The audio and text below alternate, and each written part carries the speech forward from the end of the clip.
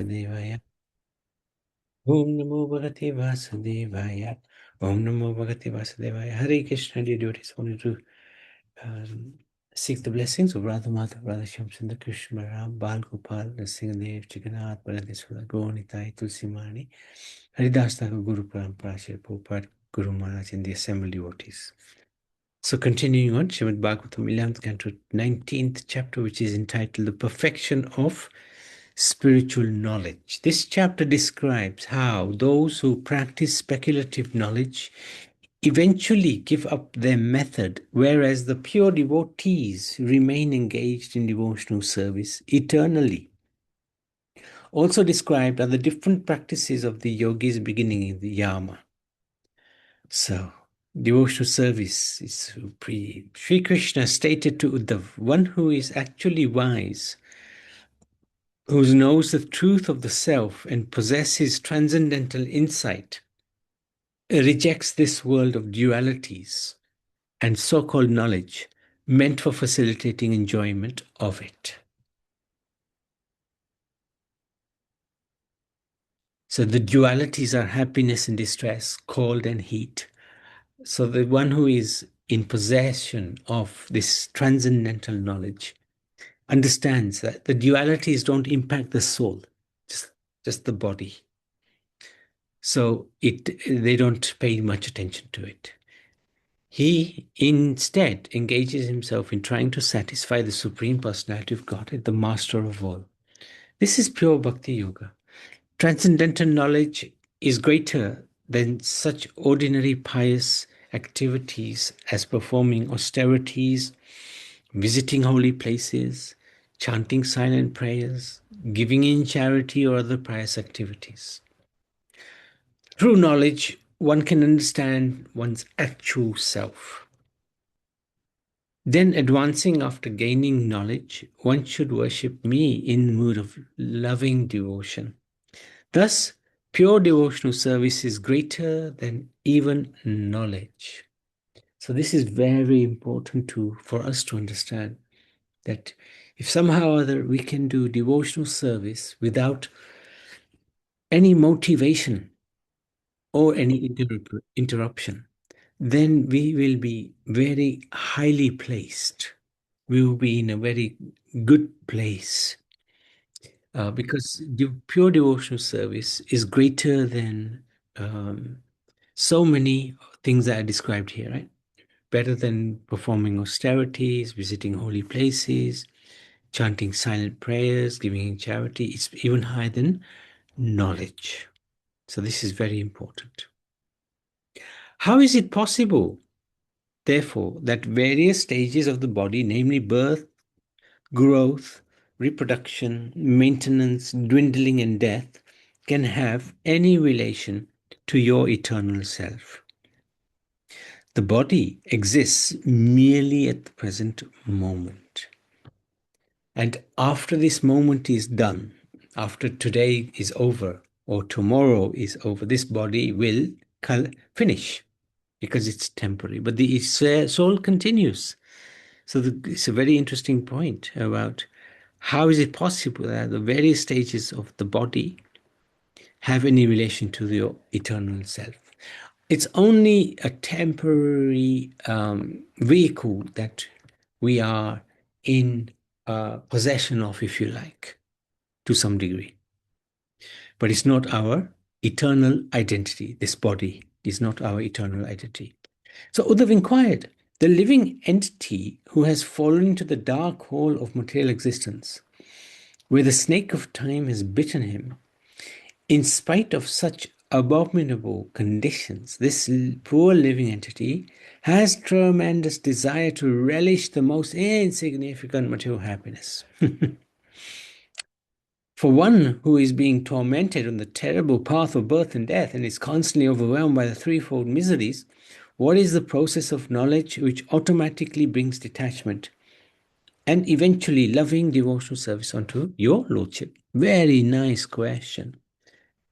Because Uddhav is saying, look, how I can't understand. How can people be running after this temporary, small material happiness? And so, please, Krishna, what is this process of understanding whereby I can become detached from trying to gain this material endeavor and attach myself to the Lord through devotion.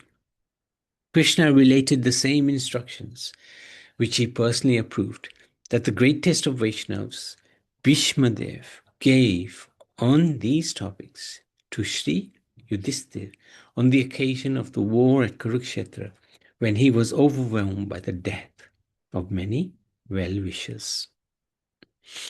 When one sees beyond the 28 separated material elements to see the cause itself, the Supreme Lord, that is Vigyan, or self-realization. Vigyan is also translated as wisdom.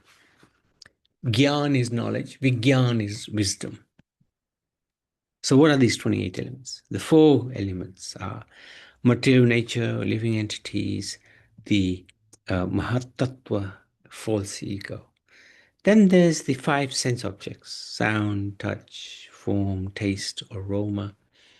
5 working senses: the voice, the hands, legs, anus, genitals.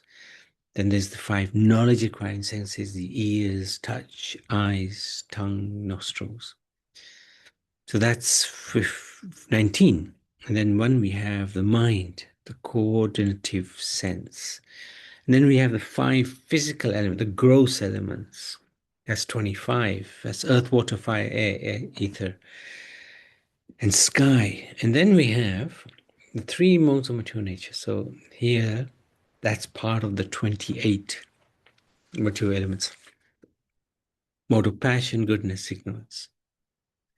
One can understand the temporary, insubstantial situation of the material world by which one becomes detached from this world from the 4 types of evidence. So what are these 4 types of evidence? Vedic knowledge, direct experience. We can see people around us dying, and however, we are thinking we will live forever.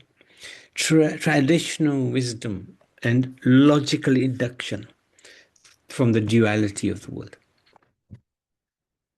So 4 types of evidence to help us understand this world is temporary. An intelligent person should see that any material activity is subject to constant transformation, and there is thus simply unhappiness. Because even if there is any happiness, it's very fleeting, it's very short-lived, because it will end soon, either today or tomorrow.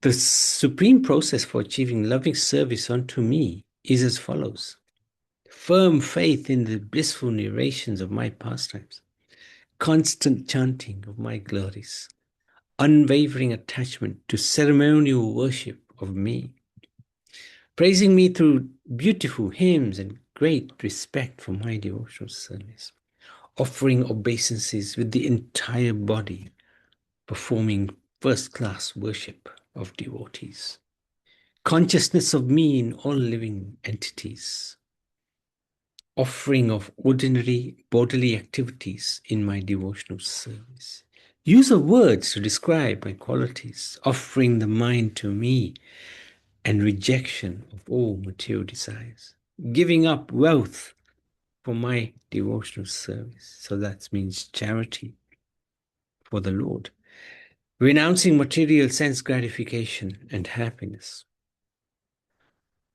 performing all desirable activities such as charity, sacrifice, chanting, vows, austerities with the purpose of achieving me. Wow, quite a list. This is a phenomenal list. And even if we get a few of those, properly practicing it within our hearts and minds, and we're definitely on the right track to achieve loving devotional service. When Krishna explained that detachment is complete disinterest in the object of material sense gratification and opulence is the 8 mystic perfections such as anima, siddhi, Uddhav asked many questions. How many types of disciplinary regulations are there? right? Yama. So the answers: non-violence, truthfulness, not coveting or stealing the property of others, detachment, humility, freedom from possessiveness, trust in the principles of religion, celibacy, silence, steadiness, forgiveness, and fearlessness. So these are 12, um, 12 disciplinary regulations. So somehow, we have to imbibe these within our life by the mercy of the Lord. How many and what are the regular daily duties? Niyama. Internal cleanliness. So external, we wash our bodies, but what do we do internally? External cleanliness. Chanting the holy names of the Lord. Austerity, sacrifice, faith, hospitality, worship of the Lord. Visiting holy places. Acting and desiring only for the supreme interest, satisfaction, and service to the spiritual master. So these are activities which we can put quite easily into our daily routine. Of course, visiting holy places, we may not be in the holy place, but we can still visit the holy place through our mind. So these 24 elements bestow all desired benedictions upon those persons who devotedly cultivate them. So this is a question of cultivation. We have to try to put into practice these 12 guidelines given by the Lord. Cultivate them within our lives. What is mental equilibrium? So answer. Absorbing the intelligence in me constitutes mental equilibrium. So trying to fix our mind on the Supreme Lord will give us this steadiness, mental equilibrium. What is self-control? Complete discipline of the senses is self-control. Very hard to achieve in Kali Yuga because we are used to trying to enjoy our senses, sense gratification. But Krishna's saying self-control means controlling the senses. What is the actual meaning of tolerance and steadfastness? Tolerance means patiently enduring unhappiness. Because happiness will come, although it's fleeting, unhappiness will come and it will go. We have to tolerate. Steadfastness occurs when one conquers the tongue and the genitals. So that means trying to eat in a very sensible way, not trying to satisfy our the taste buds that we have. Just always looking for food to um, to enjoy, or perhaps wanting to talk about all sorts of things, maybe some gossip or this and that. We have to try to avoid those situations. What is charity? Greatest charity is to give up all aggression towards others. Very interesting. What is austerity? Renunciation of lust is understood to be real austerity. What is heroism? Real heroism is to conquer one's natural tendency to enjoy material life. How are reality and truth to be described? Reality is seeing the Supreme Personality of Godhead everywhere. Truthfulness means to speak the truth in a pleasing way as declared by great sages. These are really amazing questions and very quick fire answers by Krishna. What is renunciation? Cleanliness is detachment in fruitive activities, and whereas renunciation is the sannyas order of life. What is desirable in wealth? The true desirable wealth for human beings is religiousness. What is sacrifice? I, the Supreme Personality of Godhead, am sacrifice. How to understand the strength, opulence, and profit of a particular person. The greatest strength is the pranayam system of breath control. Yes, this is a really interesting point. Is pranayam, when we breathe in, consciously focusing on the breath and then breathe out. Very important. And actually, if we breathe in, it's the way to control the mind as well.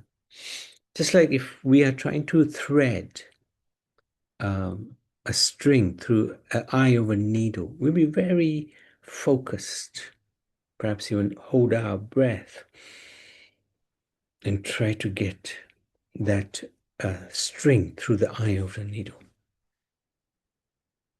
So that same concentration we can achieve through pranayam by holding the breath and then chanting Hare Krishna, Krishna Krishna, Hare Hare, Ram Ram, Ram Hare Hare, Hare Krishna, Krishna Krishna, Hare Hare, Ram Hare Ram, Ram Ram, Hare Hare. Do quite a few mantras, holding the breath, controls the mind, focuses the mind on the chanting. Very important. It's a very good way to get huge mental strength. Actual opulence is my own nature as a personality of Godhead, through which I exhibit the six unlimited opulences. The supreme gain in life is devotional service to me. So Krishna's answering all three: strength, opulence, profit. What is the best education? Actual education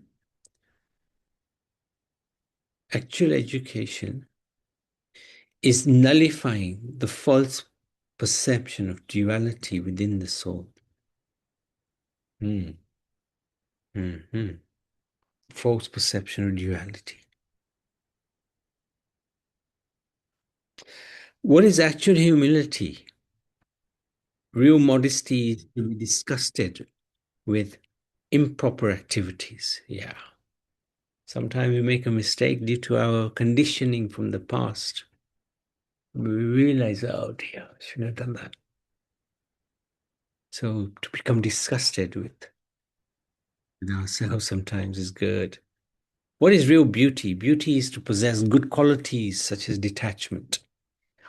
What are happiness and unhappiness? Real happiness is to transcend material happiness and unhappiness, and real misery is to be implicated in the search for sex pleasure. Who is learned? A wise man is one who knows the process of freedom from bondage. Yeah. How do we get out of this cycle of birth and death? One who knows that is clever. Who is a fool? Fool is one who identifies with this material body and mind. And Krishna's first instruction to Arjun in the Bhagavad Gita is, we are not this body, we are spirit soul. And he talks about that for 18 verses, just impressing on Arjun about the importance of understanding that we are not the body. Otherwise, we're going to be just foolish. What are the true and the false paths in life? The real path in life is that which leads to Krishna. And the wrong path is a sense gratification by which consciousness is bewildered. What is heaven and hell? Actual heaven is the predominance of the mode of goodness, whereas hell is the predominance of ignorance. So when we are in a good place, in a steady mind and fixed consciousness, fixed on the Supreme, then we can be said to be in the mode of goodness. And that's a great place to be. Even living in earth, we're actually in heaven. But ignorance, of course, we're actually in hell. Who is indeed a true friend? Krishna says, I am everyone's true friend, acting as a spiritual master of the entire universe. What is one's home? One's home is the human body. Interesting, Krishna calls this human body our home, which it is, but it's a temporary home, of course. Who is a rich man? One who is enriched with good qualities is actually said to be rich. Who is a poor man? Who is unsatisfied in life is actually poor. And this is a really important point to understand from a young age, that we are so fortunate. The Lord has given us so much. But those who are miserly, they do not understand this. They're thinking, oh, I need more. I don't have enough. I'm always looking for more. I'm very unsatisfied. That person is always a poor man, even though he's got so much wealth and good health, good family around him. He's always wanting more. Who is wretched? A wretched person is cannot control his senses. Who is an actual controller? Whereas one who is not attached to sense gratification is a real controller. Thus, I have elucidated all of the matters about which you have inquired. There is no need for more elaborate description of these good and bad qualities, since to constantly see good and bad is itself a bad quality. The best quality is to transcend material good and evil. Crikey. Krishna has really given incredible gyan in this last point. Don't elaborate too much. What is good and bad? Because even doing that is not a good quality. And it's Krishna saying best quality is to overcome material, uh, material good and bad. Crikey, that's a very, very nice chapter. That's a phenomenal chapter. Are there any questions out of this chapter? Otherwise, I was thinking we could carry on. Let's carry on for a little while. Let's do the next chapter. Prabhuji, Ah, yes, Riyaj. Prabhuji, what is the solution for getting satisfied in life? Like for poor man, they said that one who is unsatisfied, right, Prabhuji? Like Yes, how can we get satisfied in life, Prabhuji? very nice question. Always being grateful, thanking the Lord. Thank you, my Lord, for you've given us the air we breathe, the water we drink, the food we eat. You thank you for wonderful parents you've given us. Thank you for the ability to be able to remember you, to remember the Bhagavad Gita chapters, which is what you're doing. Remember, you were singing so beautifully earlier. Thanking him for everything. Thanking him for allowing us to study in the school, having friends. Even we thank him when something may not be in our favor. If something goes wrong, if we get bad health, for example, thank you, my dear Lord. You are showing me through this bad health, I do not belong in this world. I belong with you. Thank you, my dear Lord. My health is bad. I am sure it should be a lot worse, but you have minimized my pain. So I thank you. We thank you for everything, whether it's good or what we perceive as not so good. Perhaps something bad happens to us. We still thank him. And the reason we thank him, even for the negative things that might occur in our life, is because Krishna will not do anything for against us. He will not do anything to harm us. So even if something bad happens to us, we take it as the mercy of the Lord, that the Lord is trying to um, make us see how this world is very temporary and is full of unhappiness. And He's trying to get me closer to Him. So in every situation, we thank the Lord. And that will make us very, very rich and wealthy because because we will always be appreciative of what God, what Krishna has given us. And being appreciative, not just of Krishna, of everything everybody is doing around us, for us, our parents, our teachers, we're grateful to them. We're very grateful. Thank you so much. You're giving me so much wealth. So when we have that attitude, Riyansh, you will never be poor. You'll always be wealthy. Whether you have any money or not, it doesn't even matter because you're already very wealthy inside. You're very strong, very steady, very fixed, understanding that you have so much and you can share that with others as well. Is that okay, Riyansh? Yes, Prabhuji. Does it make sense? Yes, Prabhuji. Thank you, Prabhuji. Hare Krishna. Thank you. Very, very good question. I really appreciate that question. Thank you, young man. I tell you what, let's stop there. We can continue with chapter 20 tomorrow. Srimad Bhagavad Puran ki jai, Shri Krishna Chandra Bhagavan ki jai, Uddhava ki jai.